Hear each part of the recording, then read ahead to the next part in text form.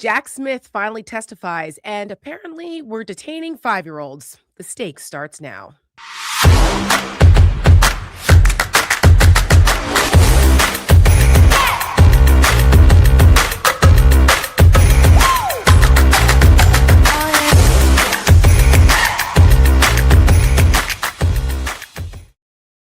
Good evening, everyone. Welcome to The Stakes. I'm Tara Setmayer. Tonight, we have a good show for you guys. We're going to talk a little bit about both domestic and foreign policy because Donald Trump made a complete ass of himself in Davos this week at the World Economic Council.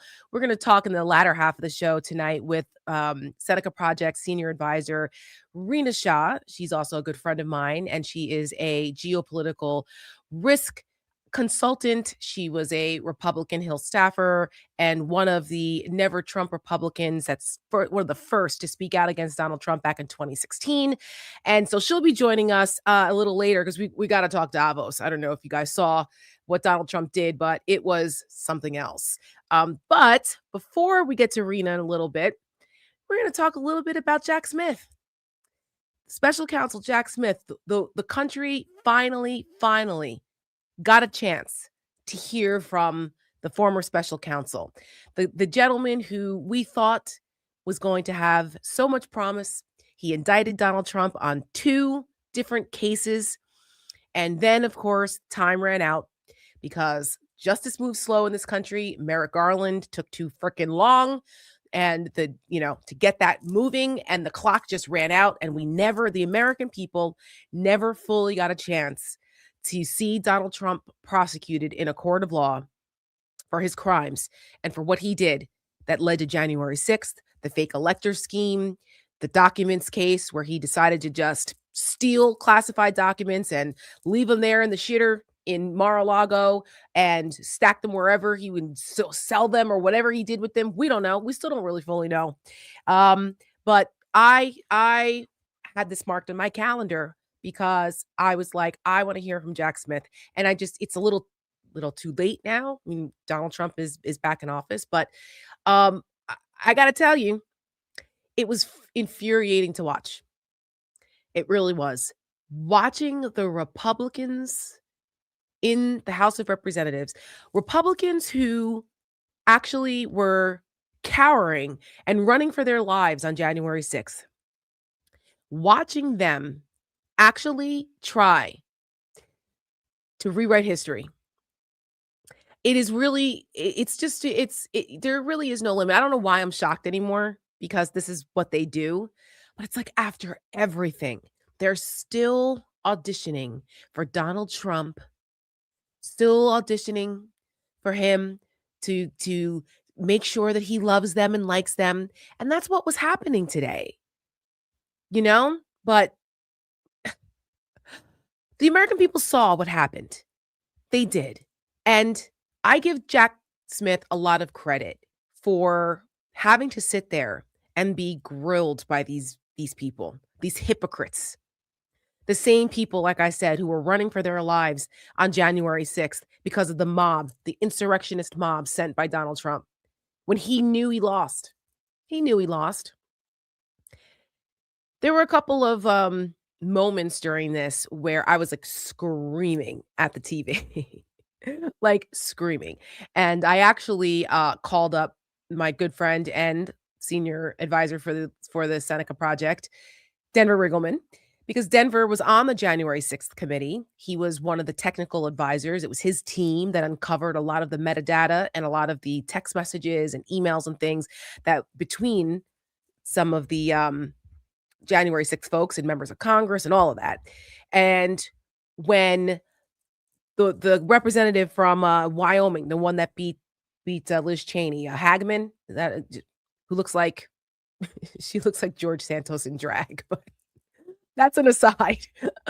When she actually was yelling at Jack Smith and repeating lies about the January 6th committee, that they deleted a terabyte worth of information and evidence. And I went, whoa, we know that's not true. I text Denver. I said, are you watching this shit? Do you see this? And he was like, my phone is blowing up. Denver is actually preparing to go to Greenland And he's like, I'm packing and preparing for Greenland. Let me turn it on. And he watched about a half an hour. He called me and he was pissed off because his team, his company, they worked on the January 6th committee. They were the ones. He goes, we didn't destroy any. Are they serious? Any evidence? So we had quite the bitch session about that whole thing.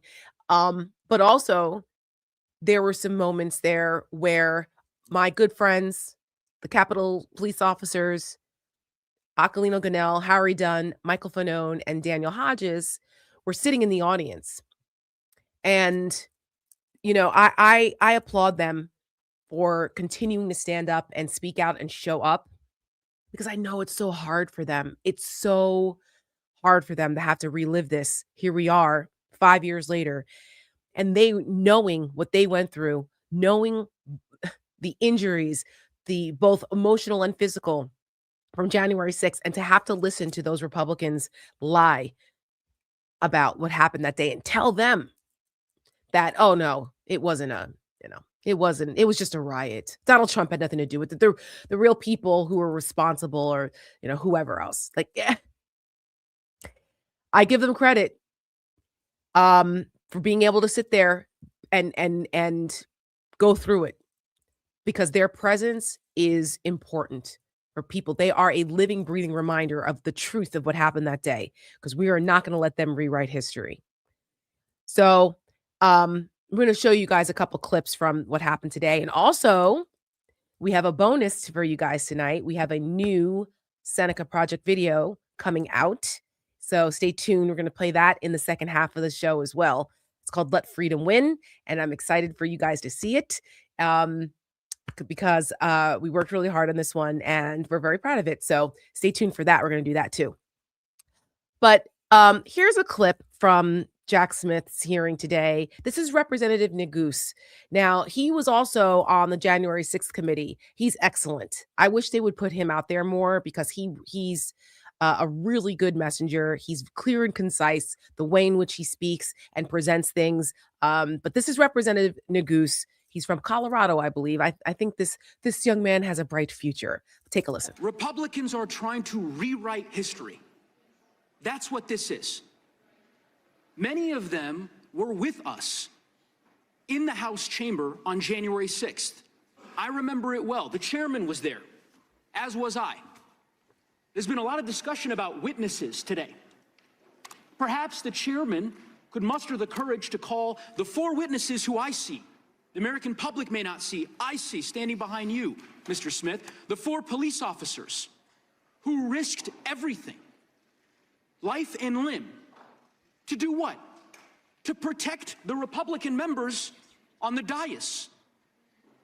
It's an outrage that they now sit here and have the audacity to try to rewrite history in front of the very officers who sacrificed everything to protect them.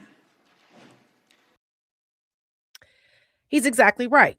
I'm glad that Democrats like him took their time to remind people of what's really going on.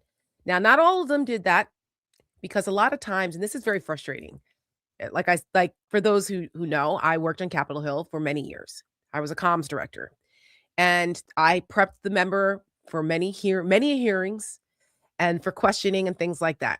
And unfortunately, a lot of times these are show hearings. It's not really to get to the bottom of anything. It's for these members to have their 5 minutes to give their soliloquies, to give have their moment. So it's clippable so they can, post it or fundraise off of it or something like that. So they don't actually get to the heart of the issue, or they don't actually have a line of questioning that advances the conversation. That's something that was a lesson that they learned during the January 6th committee hearings. If you guys watched that, they brought in a television producer, a television executive who knows how to produce things to help them structure those committee hearings. And it was excellent. Why? Because every member, and they did this also during the impeachment hearings, but every member had like a section, a topic to talk about. So each question, one right after the other, advance the ball, advance the conversation. They didn't just keep repeating the same things or bringing up the same points that somebody else already did and going back to it because now it's their time to say the same thing. They didn't do that. So, but now, like most hearings, this is what happens. The members don't, they have a certain set of talking points or a certain set of questions. And it doesn't matter what somebody said before that. It doesn't matter if the Republican before them just spouted a bunch of bullshit for 5 minutes. They're not going to, they don't correct the record. They have their set. And that's so frustrating because it's like, that's not helping any. Like, screw your freaking 5 minutes. Like, are we here to get to the truth? Are we here for the American people to hear the truth about stuff? Anyway.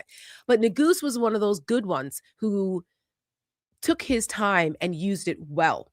And while he was questioning Jack Smith, who, like I said, was had the patience of Job today because the Republicans were so obnoxious.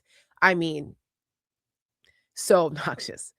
Donald Trump was on a plane, was on Air Force One, flying back from Davos, from the World Economic Council, clearly watching the hearings live. And he was live tweeting during the hearing, tweeting threats against Jack Smith during the hearing. And Representative DeGoose literally read Donald Trump's tweet. It's truth or whatever. It'll always be a tweet. He read it live on air to get Jack Smith's real-time reaction. Take a look. And Trump is live tweeting, I guess you call it truth socialing. Whatever. As we speak. Are you aware of this, about this hearing? No. Let me read to you what he posted an hour and a half ago. Deranged Jack Smith is being decimated before Congress.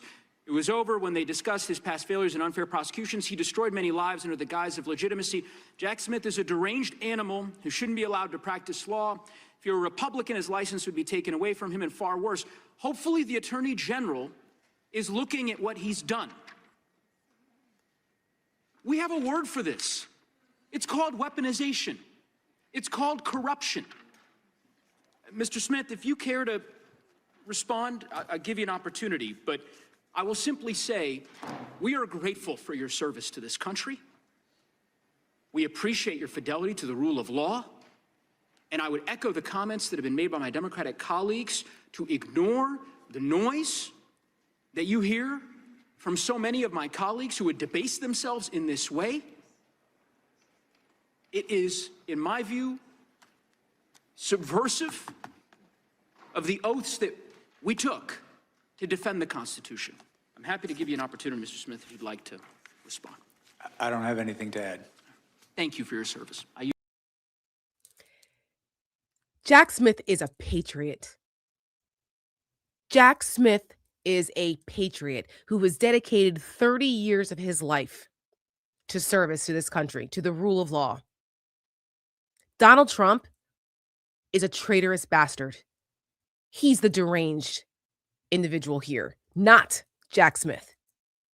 And the fact that he is openly threatening Jack Smith and nudging Pam Bondi to try to find something on him is insane. Absolutely insane. I know that we go through this exercise all the time about like, imagine if, and just fill in the blank, Barack Obama, Hillary Clinton, Joe Biden, any Democrat did that, what Republicans would be doing. The line of separation and the autonomy of the Justice Department is completely destroyed. Pam Bondi, there's been a few articles because, this is we've all survived a year of Donald Trump's presidency, the horrors of the last year. And so there's been a lot of kind of like year in review think pieces about this. And it's like, people are like, oh, what about this? What's been changed? Well, one of the big stories of the last year is the destruction of the Department of Justice. It is the Department of Injustice for real. And Pam Bondi is one of the villains. So, because we know that they will try anything, they look at how many, I think it was Representative Moskowitz, who pretty much came in and just was like, really, you people, you like you guys are the worst. He was pretty funny. But Moskowitz read a list of all the people that have been targeted by the Department of Justice. and the people who have been indicted. I mean, the list was long. He could have spent his whole 5 minutes reading it. He almost did, actually. And he was like, it speaks for itself, Mr. Chairman. And Jamie Raskin jumped in and they had a little bit of a back and forth banter, just reinforcing the weaponization of the Justice Department truly against Donald Trump's perceived political enemies. It's outrageous. Representative Rebecca Ballant, she made this point. She asked a very poignant question to Jack Smith. Take a listen. And Mr. Smith, do you believe that President Trump's Department of Justice will find some way to indict you? I believe that they will do everything in their power to do that because they've been ordered to by the president. That's very concerning, obviously. It's very concerning to all of us, at least on this side of the aisle. What more is there to say? What he's right. And they probably will. And it's going to be the same thing, right? He's going to have to go through like what Tish James and James Comey and all. It's outrageous. Absolutely outrageous. And then you have people like Troy Nels. And I was going back and forth, okay? This guy, he's not running for re-election. He's got a twin brother. So it's kind of weird. Like he's not going to run, but his twin brother's running now for his seat. So I guess the people probably won't know the difference. But Troy Nels is one of those particular assholes, those Republicans that are all into the conspiracy theories. They're election deniers. He went off on this diatribe. This is one of the times where I was screaming at the TV today, repeating conspiracy theories and all that. But then he turned to the Capitol police officers and had the fucking audacity to tell them that Donald Trump wasn't responsible for what happened that day, that they should blame the failures of their own police departments for not being prepared because they knew that there was intelligence, that there would be some type of potential violence that day, and they should have been better prepared. Are you fucking kidding me? I wanted to jump through the screen, and I don't know how Harry and Ganell and Fanone didn't do that. But you know what Michael Fanone did? God bless him. He coughed and said, "Oh, fuck off." Because Fanone doesn't care. He doesn't care. He has been through so much. And it's a shame. It breaks my heart what these guys have gone through and what they continue to still go through.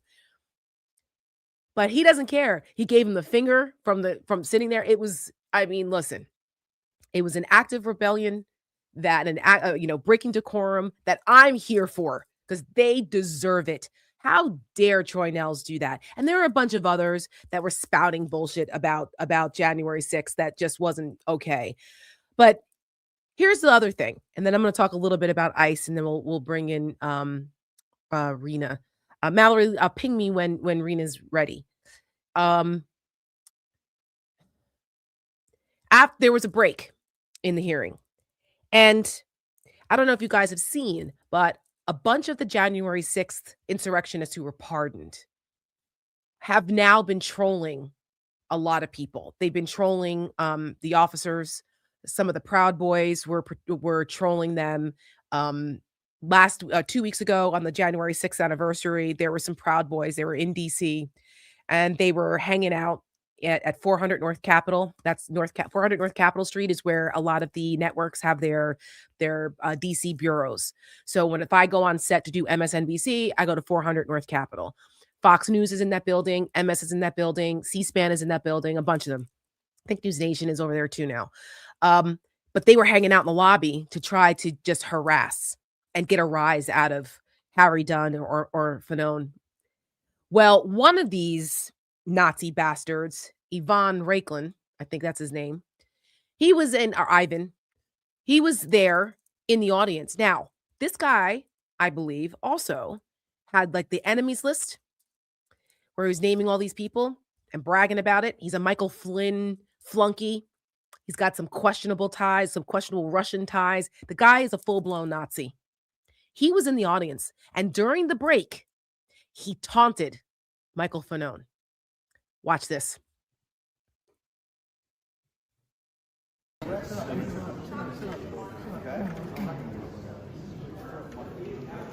have our trainers. Why are you so spasmodic? Absolutely. Look behind you. Excuse me. Why should I? Excuse me. No, not this guy. Not this guy. Not this guy. Oh, give me. See how many people are constraining you? Look at me. Total control over my mind and body.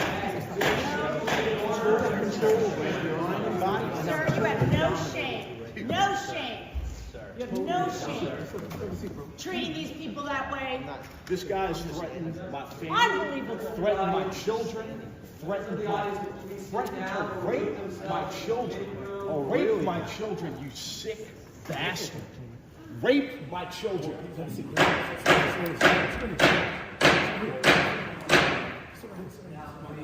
touch me. Do not look. Let me tell you what. If Michael Fanone had slugged that guy, I would have been the first person to set up a GoFundMe to bail him out of jail. Because I mean, that piece of shit literally made threats against Fanone's children. He has been just unspeakable things. And the fact that Fanone was able to keep it, I mean, you saw him go like this, because that's something that they kind of teach you to do when, especially as a law enforcement officer, you're taught how to handle situations like that. And you want to keep your hands away from possibly wanting to knock somebody out, right? But I mean, and Harry Dunn, I love Harry. But first of all, my money's on Michael Fanone all day, every day. And, Harry was another one who was able to stay calm and get Fanone out of there so that it didn't escalate. Because of course, it wouldn't have been worth it. And then if, one of the Capitol police officers who were colleagues of, because remember, Harry and Aquilino Ganell were Capitol Police. Michael Fanone and Daniel Hodges were DC police officers. They were Metro PD officers. So different departments. But, what are we doing? That guy feels emboldened to be that disrespectful and to do that. You saw he had his phone in his hand, right? He was filming it because he wanted, and he posted it right away. He posted it. And you could hear what he's saying to him. He's taunting him. Why are you so angry? How come you can't control yourself? I mean, I don't know how he did it. But you know what? Michael Fanone is a freaking hero, man. Those guys are all heroes. And look at how they're treated. It's unbelievable. So I much love to them. But so today we didn't really learn anything new, but we just saw what we did see. We were reminded of how craven, cowardly, and hypocritical the Republicans are when they had an opportunity, and they're not law and order. They don't respect law and order, none of that. They are just lackeys of Donald Trump, still performing for their daddy. I cannot. So that's a little recap of that today. Well, if that didn't get your blood pressure up, have you guys seen what's happening still in Minneapolis? Our vice president was there today to allegedly bring down the temperature. Okay, no pun intended, because Minneapolis is full of snow and it's freezing. But it's gotten worse since what's happened since the murder of Renee Good. It has just gotten worse. They've sent more ICE goons out there, and now you've got Greg Bovino. I call him Greg Little Peen Bovino, walking around with his agents, mass agents of thugs there protecting him. Like he's still doing this, taunting the people there, terrorizing neighborhoods in Minneapolis. And I'm glad, again, shout out to the citizen journalists, the citizen activists, the people there that are out there braving that cold weather to constantly irritate and, make it known that their displeasure with what they're doing. We get to see the videos and we get the reporting on the ground, because we can't believe anything that comes out of their mouths. We can't believe a thing that comes out of their mouths. So this 5-year-old, his name was Liam Ramos. This little boy right here, was detained by ICE, used as bait to get his father, who had just picked him up from preschool. Okay, this little sweet little boy, 5 years old. That is him being led into an ICE van after they used him as bait to snatch his father. What was their crime? They're here seeking asylum. His family is seeking asylum. They are not here illegally, and they're not here. Their father wasn't some kind of, gang member or criminal. No. And the kid was freaked out. Where's my dad? Because when the dad saw the agents, he ran. And now there was adults in the house. There was an adult there that was like, "Let me take him." And ICE wouldn't let them. Instead, they used the son as bait.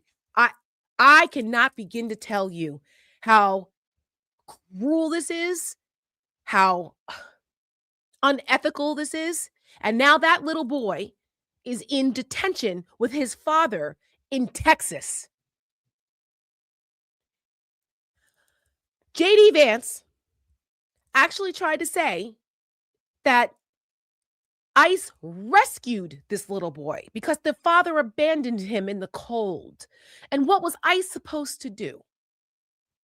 Fuck you, JD Vance, you lying piece of shit. This is what they do. They go out here and tell you the complete opposite. It's so Orwellian. What are we doing? What are we doing? That's a 5-year-old little boy. And you know what? Unfortunately, that's not unique. That's not unique. The absolute trauma. That's right. That boy is changed forever. And he's not the only one. We are seeing video after video, case after case of kids being traumatized in Minneapolis. And that's just Minneapolis. We didn't get into the other places that this is happening. But this right here is, I think, again, another one of those inflection points. Like when the kids in cages thing was happening during Trump 1.0.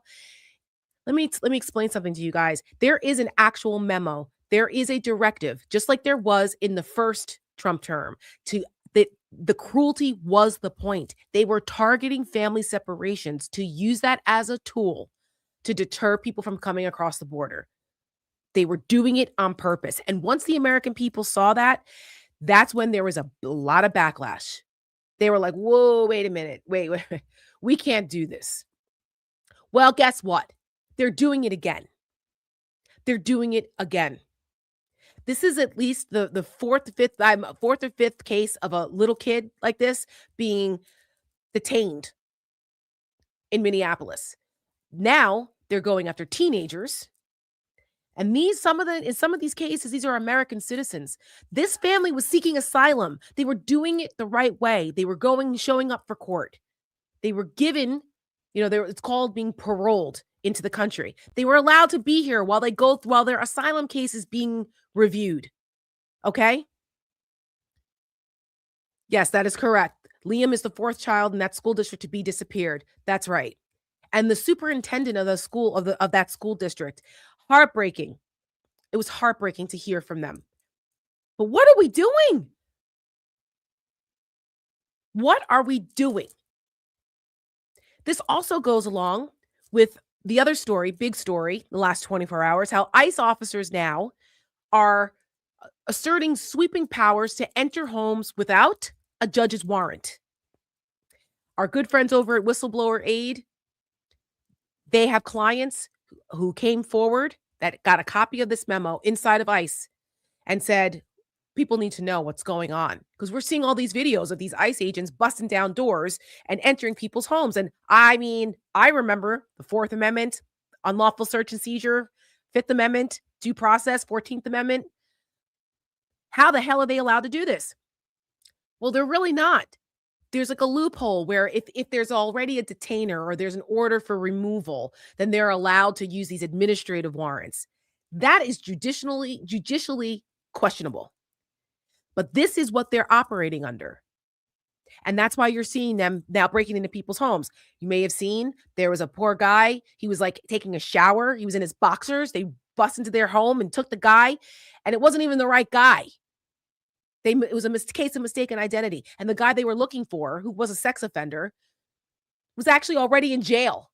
These dumbasses. Okay. So they are out of control. And I never in my life thought I would be part of the abolish ICE crowd. We need to abolish ICE.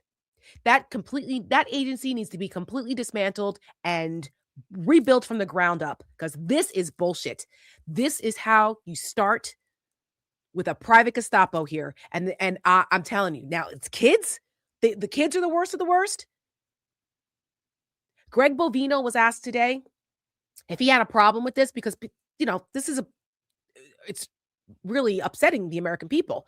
And he basically was like, well, that individual, I need to know more. That individual, it's a 5-year-old, you bastard. I can't. So that's what's been going on now with ICE. And we're continuing to keep shining a light on this and speaking out about it, because Donald Trump is underwater, man. He is underwater even on this issue. And this needs to be a major campaign issue. And so, as you guys know, we put together something called Good versus Evil, because in this moment, there are only two sides in this. There are only two sides. And we are challenging folks. What side are you on? We're going to have Mallory play Good versus Evil, and then we're going to switch on over and bring my good friend Rina, Shah in to talk about Davos. Here's Good versus Evil.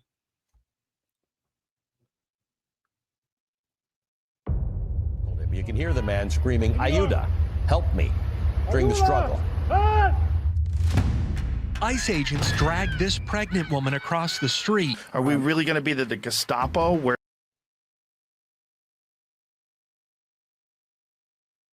Uh-oh. We're stuck on Joe Rogan. ICE agents dragged this pregnant woman across the street. Are we really going to be the Gestapo where Oh my gosh, it's so odd.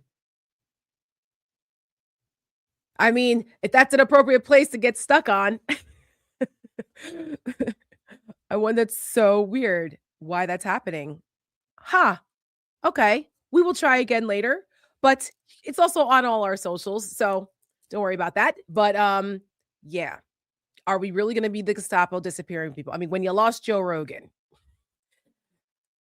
Anyway, on that note, let's actually it's a good transition, because the folks in Europe, they remember the Gestapo, and Donald Trump was over there acting like a complete jackass in Davos.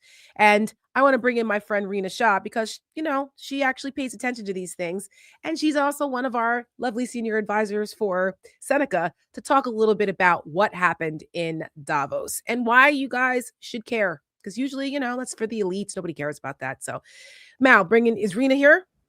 Hi. There she is. There's my beautiful friend. How are you? Beautiful friend. You're all gussied up because Rina was on CBS earlier today. And so has nice, beautiful TV makeup on. TV ready. How you doing today? Oh, I'm good. I'm good. Thank you for that. How are you? I was just talking about watching the Jack Smith hearings today, the Jack Smith testimony today, and just how infuriating it was. And it's just, I mean, these guys, you would think that we would be able to agree on what happened on January 6th. Right. And like, here we are 5 years later, and they're literally relitigating conspiracy theories and trying to turn it around as if like, it's the officer's fault. It's everybody else's fault but Donald Trump's. I mean, it's just kind of, as a former Republican, I know you still are a Republican for, trying to change the party from within, and God bless you. I pieced out. I was like, Steele are like my last two friends that are still Republicans that are like, we're still trying to fix it. I just saw him yesterday too. It's like we're such a small bunch. Right. Those of us who are trying, I think, I know. Listen, you know how I feel about this. I do believe we need to have it. If we're going to still have a party system, we need to have something right of center. We need to have balance so we can have, but this ain't it. So when this current edition of the Republic, this current iteration of the Republican Party is burned to the ground, and it's time to rebuild something from the ashes that is a sane right of center party, I'll be Yeah, the first one there to help you guys. I know But you will, as of right because now, you and I, we always find ourselves in the fight. Forgive me for getting comfortable here, because, when you're with a good friend, it's like yes, we have to think about what are the recurring themes of what's always come up in our conversations. It doesn't have to be this way. I feel like that's the one phrase I've always yes, felt is yes, the one thing we always end up saying to each other, is that, like, it doesn't have to be this way.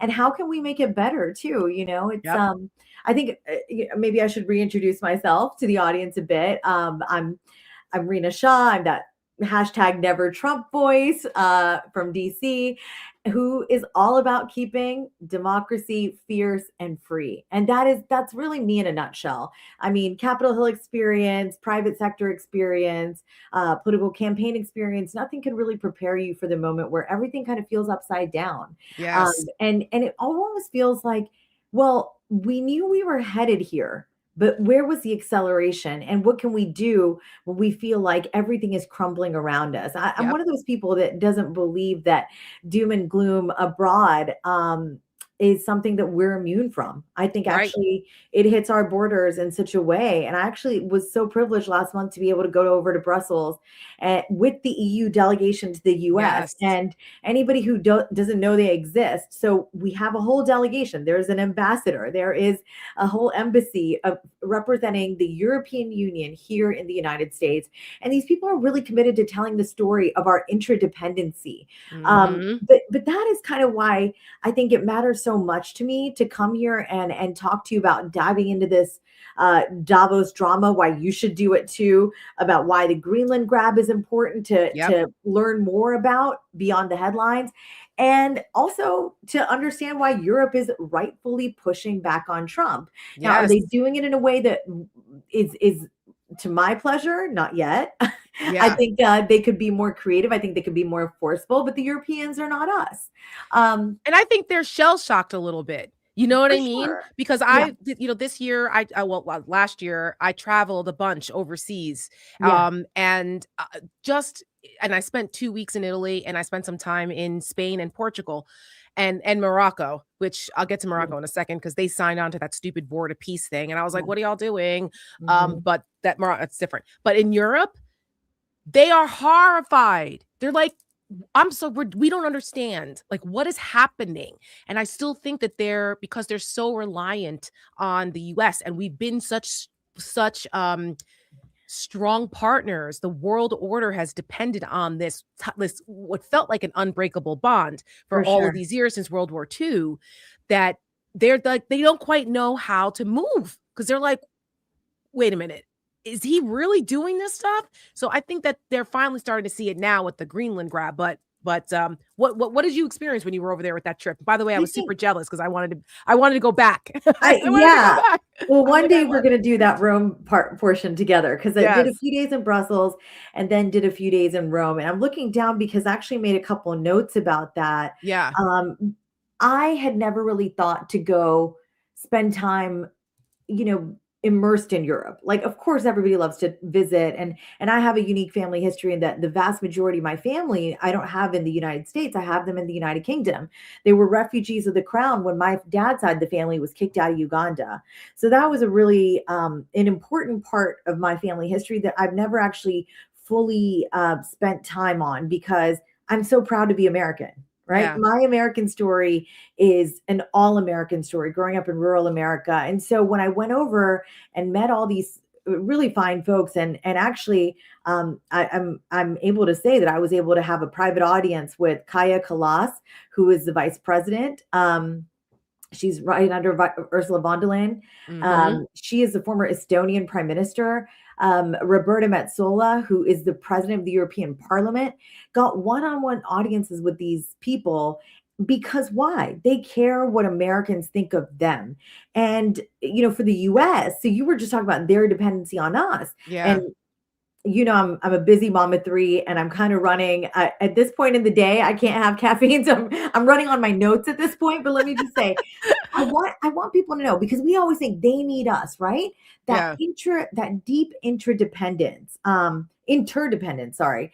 It's if there were to be any disruption in it, it would hit both of our sides that's very right. hard, That's right. because what we have represents almost 30% of global trade in goods and services, and a huge chunk of each economy's external links. Yes, So this is not a one-sided thing. And for the right. US, the EU is its largest trading bloc. That's That's right. something I did not know until I went over to Brussels. Oh, yeah, yeah. US good export our goods exported to the EU were something like 370 billion in 2024. Which is why Imports, Donald Trump that's why Donald Trump right, was using the tariff power as a punitive tool, because so I'm glad you made this point about how it goes both yeah, ways, the dependency in economics. Yes, what I was thinking, my default is always security. of course. Right, you know what I mean? Of So course. that's Yeah, what I yeah, was saying like that. you got that I'm always background thinking like too. they're super right. So I'm Well, always that's going to that. But you're right. The economic part of this is important for people to understand, because that's why Trump is using these tariffs as a punitive extortion tool for right. them. And then the affordability issue here in the US is Mhm. directly tied to how he treats our allies, Canada, Mexico, Europe. I mean, imports are something like 606 billion. That's leading to a US goods deficit. Nuts. And services, get this, services, 500 billion total. Wow.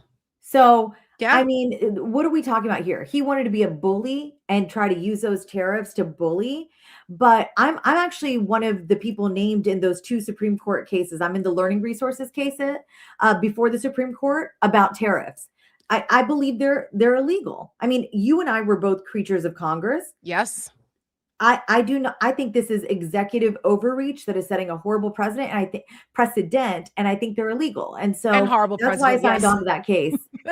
No pun Horrible intended. president and president. Yes. What's it Um, called? The duo in 10 day or something like that? right, right, right. That's right. Double entendre. Double in, yeah. I always So, love a good double entendre. I mean, I You're just right. really feel like this was important to bring up because, look, the trip I went over for was really beautiful because there was a small group of us, only 5 of us. One person could have been considered a centrist, but 2 were Mhm. Democrats and 2 were far right. And Right. so the one person Far who was right? a centrist, You. yeah, Oh, 2 far righters? 2 far Oh, righters and 2 ho Democrats. how did you And put up with that? I don't know how you put up with It that. was How it long were was you over there? I gotta tell you, it was great. Everybody got along. This is Oh, that's this good. is why I went into politics. I assume you did too. When Yeah. you love people, you find something to connect on, whether it's food or family or your story. And I felt like everybody had a good story as to Yeah. why they were where they were in their So what was political wrong with them? ideology. What was I wrong with know. them that they're Well, still or. the MAGA folks were interesting. I mean, I think for me, it was more interesting to me that they were both. One guy was 31, 32, and Mm. then one gal was 27. Oh, So, they're young. They don't know any better. well, They're they're 10 kind of the years. part of the turning point wave, right? Yes, So yes. that's really important. And it really meant something the minute I realized who was coming on that trip, that the Europeans were that forward thinking to say, hey, we want to meet them too Yeah, and smart understand why they smart on think their the way part. they think and what Yes, can we show them that maybe they can kind of understand a little bit more. Because yes. I think we're in an era now where, places like Davos aren't even elite chatter anymore. They're wake up calls for every American who values alliances over autocrats. And Right. actually, so many of us do. Yes. When we just get down to the sort of nuts and bolts of what we care about, do we care about Davos? Not really, but I'll tell you right now, this Davos 2026 wasn't really some kumbaya for global elites. It was No. Trump's stage to sort of strut his America First remix. I mean, he was hyping U.S. booms while truly sidelining real threats like climate chaos, melting the Arctic. But I think there's also a twist, right? While he's touting these infinite deals, it's Europe's leaders who called his bluff. And Yes. that to me proved that unity beats unilateral bluster every single time. That is a great point, because a unified Europe standing firm Right. is basically what forced Trump's hand. And he tacoed on the whole Greenland thing because not only by uniform that them coming together, it also the world markets were paying attention. And Yeah. when the stock market went like this and Trump's moneyed friends were like, okay, hold on a second here. You're messing with our money. Because, Donald Trump doesn't give a shit about the NATO alliance or the world order. Oh, He doesn't give a fuck. absolutely. He He wants doesn't to care about torch anything. NATO. Yeah, of course. Yeah. Of course. And so he can, have his bromance with Putin. And rebuild Gaza and all of that bullshit. I mean, I don't even want to get into all that. Did you see the Jared Kushner pictures, the slideshow of the new Oh, of Gaza? course. It's I mean, disgusting. It's it absolutely disgusting. And I just also saw before we came on air that Howard Lutnick, right? Cantor uh-huh. Fitzgerald, his company, his sons run it now because he's commerce Yeah. secretary. That jerk off. But his sons, they have been doing they are poised to make a lot of money Oh, of course. on the tariff case because once the tariffs are deemed illegal, because we think that the Supreme Court's probably going to do that, We that hope there's so. some kind of they bought like a 20 to 30 cents on the dollar, like the money that the tariff money that they allegedly collected, that somehow they're going to make a lot of money on the if it being struck down. So they're playing games here. Like I this is see. all of like people have no idea how Yeah. corrupt this I mean, whole this is thing is. It's nuts. layers upon layers. And It's- that's why I it's so thought it was important that we nuts. start with looking at this, I think, in an objective way, even. I mean, so backing up on Greenland, I mean, Yes. Trump's obsession is not a strategy. That's what I want everybody to understand. It's a throwback power play. I think Yes. threatening tariffs like a playground bully, demanding lunch money like that. And what is that? What is that? First of all, that's just a nonsense way to behave Mhm. with allies, right? But this framework deal that he announced, it's basically repackaging a 1951 agreement for US access without the invasion headlines. So It's no basically what we already sale, have. right? I mean, And it's it's not even real. They said that there's no actual paperwork. There's no like he basically made it up because people were yeah, like, "Well, what is he talking about?" He made it it's up. the clear thing to understand here is no sale, no sovereignty grab. It's just spin to save face after Europe stared him down.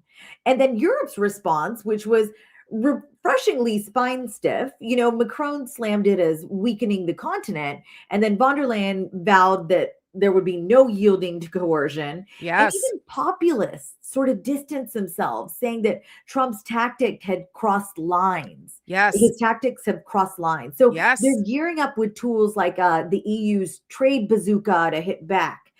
They're showing that democracies they don't fold, they That's right. fortify. And that's a beauty. That's the beauty of democracy. Yep. Democracies do not fold, they can fortify. But why should we Americans care, Tara? I mean, that's to Mhm. me why I get up every morning. I want to make sure you all understand we ought to care because Trump's isolationist games genuinely erode NATO, which has kept our world together. Okay. Yes. That Yes. it has meant we have not seen another World War III. So, But we were teetering on it in a way like World War III this time. It's not going to be like World War II. It's going to be very different if we ever have it happen again, God yeah, forbid.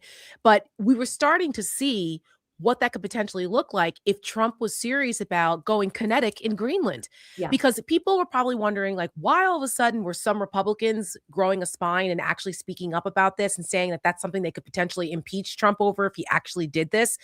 Because they're like, Greenland, what? So what? I mean, Trump was so first of all, that speech was insane. And he looked like shit. He was low energy. He was low meandering. energy. And I mean, Yeah, meandering, going through his notes like he mispronounced, you mixed up Greenland and Iceland. And then that bitch Caroline Levitt tried to say, oh no, he meant to say Iceland because it's a big sheet of ice. Shut up. Okay. We all saw it. Like, stop it. Like, it's like so embarrassing. it's so But it's bizarre. so embarrassing. But like the way, like, Republicans are like, you do understand that if we go in with boots on the ground, with force with Greenland, we're attacking a NATO ally. Yes. And that means the world order changes. Mhm. That's And the that's part that why. we're not really taught well, I think. I can say that as an elder millennial, like nobody really talks about, okay, well then what happens if NATO falls apart, right? Mhm. Because again, why should Americans care? Because these isolationist games that Trump is playing, Right. fine, they erode NATO. But say you don't care about that. Well, guess what they also do if he keeps playing isolationist games? They embolden Putin and Xi. And they Mhm. also, thirdly, spike your grocery bills with tariff Yes. wars. That's right. And so our freedom thrives on these transatlantic bonds. I mean, think World War II alliances that crushed fascism. Yep. If Europe fractures under this pressure, we are next in line for a world where autocrats, all Mhm. autocrats then can call the shots. So, I'm in Well, this we have fight. one. We have Yeah. one here in the US, right? Like, that's Oh, why when we talk about the authoritarianism and the fascism that's happening under Trump and how it has to be stopped. That's why you do what you do. It's why I do what we do. That's why we do what we do at Seneca. It's all to make sure people understand what's at stake. That's why I named this show The Stakes. I We love it. have to know what's at stake here. And history is unfortunately, past its prologue. And if we don't understand the past, we're doomed to repeat it, right? And And we know that we can vote it out here. We that's have right. the courts to do that. We have so many For beautiful now. things in place, right? Well, I know. It is tough to kind of keep the hope when you feel like there are places where we've lost hope.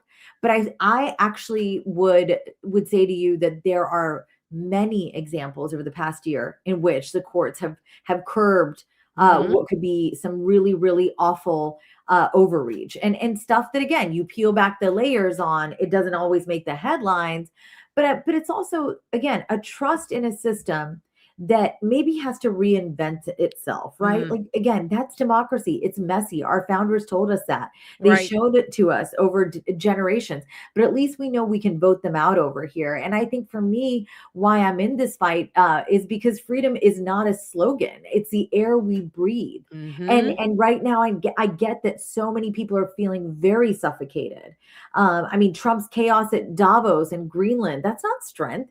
It's a siren, though, for us to rally, to vote, Yes. and to rebuild alliances that keep the tyrants at bay. So, I mean, Yes. I think we've got to get fired up. I mean, let's get fired up. American Look, exceptionalism. It shines brightest when we stand with our friends and not steamroll them. So, 100%. I want you all to be with me in that part. Yes. Like And we and have to that's understand it. absolutely, and that's kind of like the fire in the belly that we are trying to get people to understand that what happens overseas does directly impact us here. It's like we feel like we have to do everything Yeah, here, which is true. We have to protect the homeland. But right. there is a relationship. All of these things are related. And that's why this board of peace thing, and then I'm going to go into, because this is actually a really good, and you didn't even know we were going to do this, but what you just said is a really good intro for our new video that we released today, about that's what it's about. It's about Yeah, reminding people that we have to take the power back. That yes, we just survived this year of Donald Trump, but 2026 is the year to remind the American people that we still have power to change this.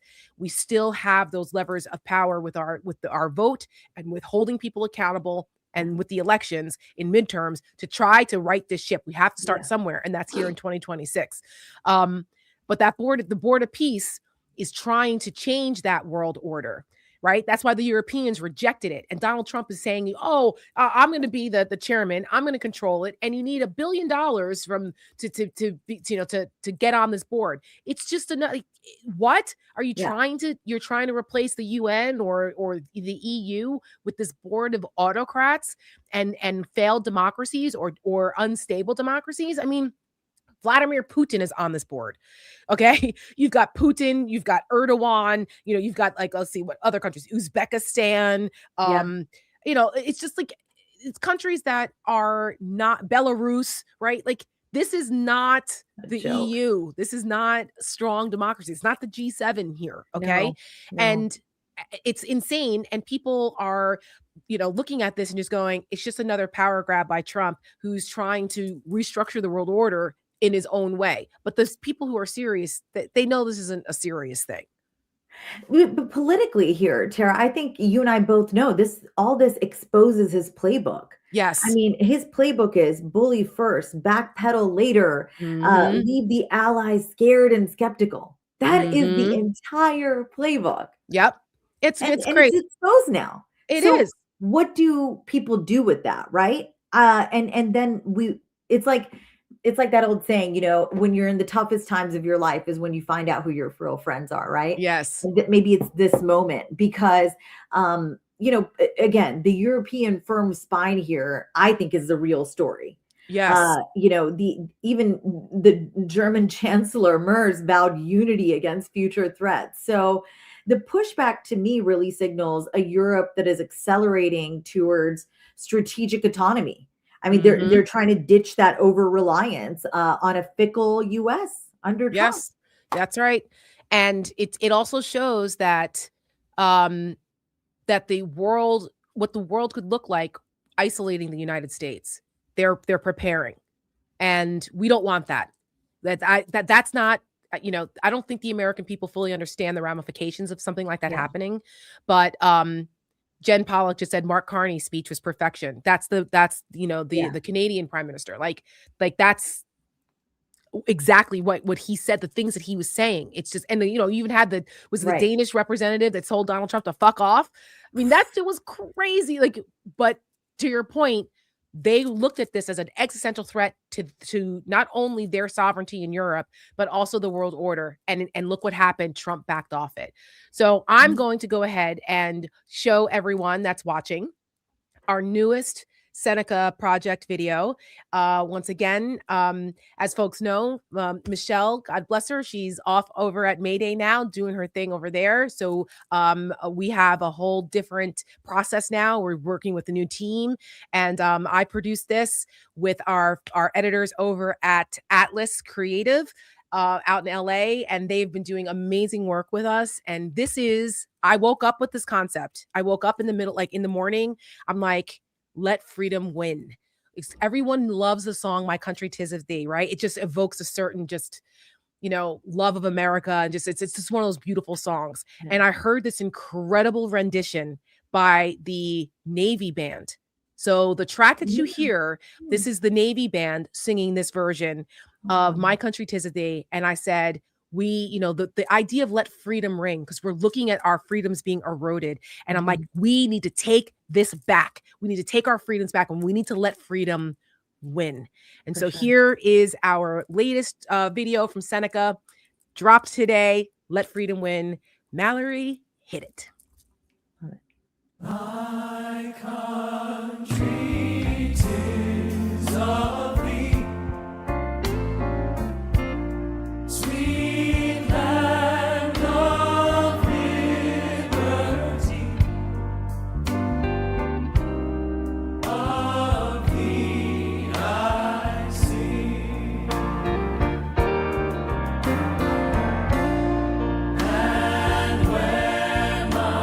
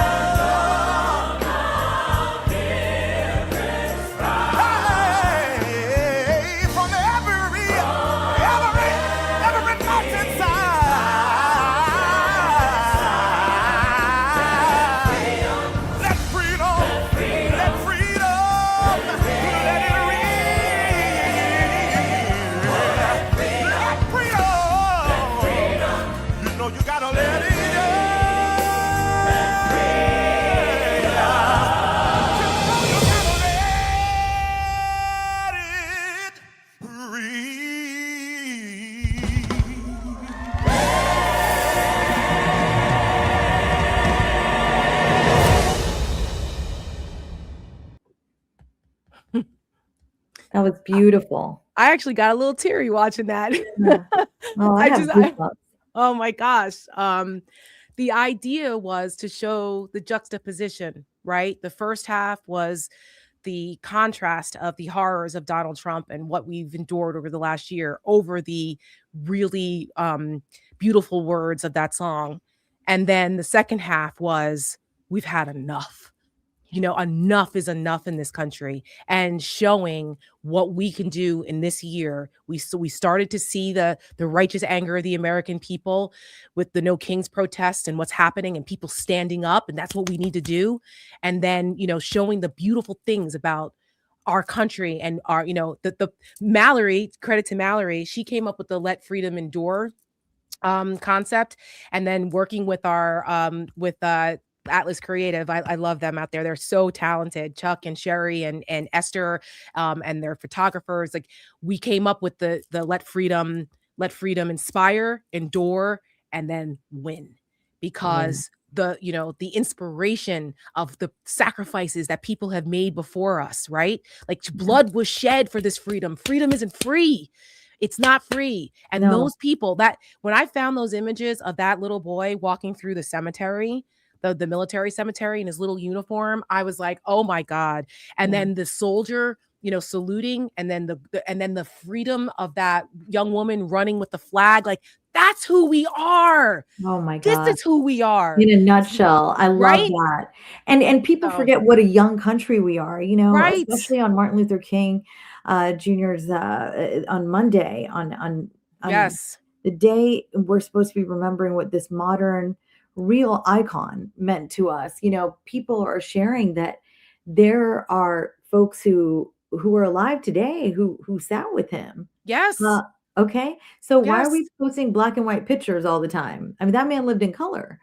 And there Mhm. are people that were banned from Macy's because they drank out of the wrong water fountain, Yep. all in the era of Martin Yes. Luther King being alive. Yes. This Our this parents is were alive. My mom Mhm. lived through the civil rights era. Our Yeah. parents were alive when women, Yeah. didn't have bodily autonomy, and when Oh, we were yeah. second class citizens. Like, that's why in the let freedom endure part, we showed the sacrifices. We need to make sure that the rights that were fought for in this country endure. It is up Yeah. to us. It's Yeah. passed on to generations. We have to make sure it endures. So in order for freedom in this country to inspire and endure, we have got to win. It is a And non-negotiable. Tara, I wonder what you think of this because I know your mom and my mom are very similar in that they've, had to lead these very independent lives, right? And Mhm. and in their lifetimes, there have been times where they didn't have that economic autonomy. And I think I spoke to my mom today. She was working after 6 p.m. at her clinic, and she was going Mhm. through all sort of going over things that are just all the headaches of a small business person. But I think what I'm trying to say here is that even if you can't feel your rights being taken from you, or say the imagery, you're numb to it now, whatever's Right. coming out of Minnesota, right? Or the stories where, hey, they went and grabbed somebody, that person wasn't even the right person. Maybe you feel like, hey, it's not happening to me, so I feel bad about it. But Mm. what I'm saying is, think about your pocketbook. Because when these massive gatherings like Davos happen, I think you got to remember, yes, that is an elite gathering. It was less elite this year Right. in the way I described earlier. But what I'm saying is that stuff matters because for us at home, this mess that Trump has created on his own, and it didn't have to be like this. Our favorite phrase. Mhm. This mess hikes everyday costs, tariff Yep. threats that could have jacked up uh, prices on cars, wine, cheese, while Yep. weakening our defense posturing. Do we Yes. want another 9/11? Right. I Uh, mean, I mean, that's a whole not that the security conversation here, yeah, we that's haven't separate. really even gotten into that at how No, weakened we are, our but national I'm security begging y'all to apparatus. think Good God. about the economic Right. ramifications. So if you Right. care about nothing else, Yes. vote with your pocketbook because there are Yep. Republicans on Capitol Hill tonight, I swear to you, that have uttered the phrase that if he tries to acquire Greenland by invasion, that is an impeachable offense. Yeah. And yes, outgoing Congressman John Bacon is one of the bravest ones to say it. out loud, but he's on his way out. But there are Right. others who are whispering it privately, right? Yeah. I think that the key thing to take away here is that Trump's isolationism is not strength. It's a gift to tyrants. And I'm in this fight because, again, the true American exceptionalism that I was raised knowing about, learning about, feeling in my veins, it means leading with partners, not lording over them. Very You, good. you, you hold Yeah, hands with them. And so I that's think we good. need to rally to restore these alliances that safeguard our liberties. Because Yes. sometimes the things you can't see, touch, and feel again like, okay, it's, yeah, I get it, I'm angry, but then we move on to our next thing because we've all Right. got, Right. normal everyday lives. But this isn't a But normal moment. this We is not a don't have normal the moment. luxury. Vote We with your don't have pocketbook. That's right. We don't have the luxury of just moving on or normalizing any of this, which is at the heart of why Seneca Project exists. That's why we do what we do, is to constantly remind people what's at stake, why we do what we do, and to inspire people, right? Galvanize and speaking as women, right? We, especially for us, we run our households oftentimes. We're the caretakers. Like, we really understand what's happening. So, it's Yeah. important for women not to just shrug it off. And And so that's why we do this. It's to take your anger, your fear and your anger and outrage and turn that into action. And that and action yeah. is voting these bastards out and holding them accountable. And flip the script, by the way, like go look into some of these people that actually might seem more palatable than you thought. Say you're a lifelong Republican like I am, but think about it. You can flip the script by voting for leaders who value freedom over force, Yes. unity over unilateralism. And so I think we just have to stand up and say enough to this chaos. I mean, that's why I signed on to that Supreme Court case. That's why I'm with you with Seneca Project from day one, because I know that moments like this, Trump's Greenland gambit, it's forever changed the transatlantic dynamics. Yes. And it's Yes. pushing Europe to hedge against our Right. US unreliability. It's Why in the world in the year 2026 should the US be unreliable? We are the greatest country in the world. We are the most moneyed, and we have freedom here that literally is written into our founding documents exactly 250 years ago. We are a young That's country. right. We can forever do better, and we can always strive towards a more perfect union. So every time, especially these midterms, start to look for who is showing real leadership, who seems to get it, who seems to get that it's all over. It's all intertwined, because I didn't need to go to Europe to understand that. I already kind of did. But Mhm. by now, my goal and my passion is to make sure the people who aren't as tuned in as us, and that goes for all of you listening tonight, just talk to Yes. a neighbor about it. I'd be like, I get it. Maybe you don't feel like your liberties and rights are on the line, but vote with your pocketbook, Yeah. because there are people across the spectrum who are telling you these tariffs are bad. Yes. And you know it. You feel it every single day.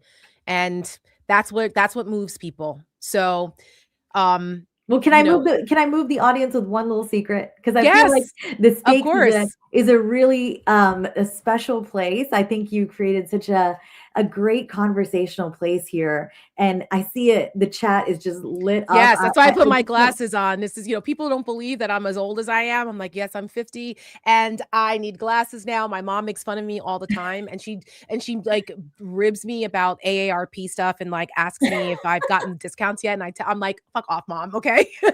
But the and I glasses, because when I'm going like this to read stuff now, she's like, I can't believe it. I'm like, yes, well, it is what it is. So I well, put my glasses on so I could read some of the because comments. these comments are great, and I I love know. to see everybody so fired up, and I feel like Me this is a too. place that I can be real about it, Yes. and I think being real I'll sometimes. give you the final word, Rena, because we're Thank gonna wrap you. up with a bright spot. If you want to hang out for the bright spot, you're welcome to. But I will, but I will say, being real sometimes to me, and being vulnerable sometimes in public is a way for me to understand, or for me to get people to understand why my passion is what it is. If you ever Mhm. find me online or you want to chat online, drop me a message. I'm active everywhere in general, but Instagram is probably best. I just want to say, I'm going to make a revelation, and I'm going to tell a secret. And I think this may tell people why I'm so passionate about this, because we all need to continually do the work, even professionals like me who've worked in the space of politics, policy, government, Mhm. business, the intersection of all three, the nexus of Wall Street, Silicon Valley, and Capitol Hill. even we don't always get it right. Oh my gosh, there's a fellow West Virginian. So my fellow West Virginian knows we're authentic, and I'm the first person to tell you I have made a mistake before. I actually was for the tariffs before I was against them. Yeah. Wow, I actually Rina. thought that he was maybe doing something right at Well, using kind of them as a negotiating right. tactic.